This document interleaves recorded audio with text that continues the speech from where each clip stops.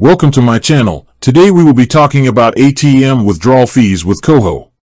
To give you the straight answer, Koho itself does not charge a fee for ATM withdrawals at their partner ATMs.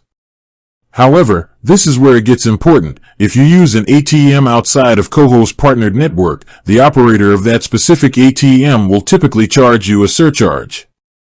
This is often an out-of-network fee and is usually around $2 to $3 per transaction, and that fee is separate from Koho. So, to avoid paying any ATM withdrawal fees, your best practice is to always use a Koho network partner ATM. Koho provides a list or a map in their app to help you locate these free-to-use ATMs. If you have a premium Koho plan, such as the Extra or Everything plan, there are additional benefits. These plans often include a waiver or rebate for a certain number of international ATM withdrawal fees per month, although the local ATM operator's fee may still apply. For the base plans, withdrawing cash internationally will usually incur both the local ATM fee and a foreign transaction fee from Koho, unless you have one of the premium plans which waive the foreign transaction fee on purchases.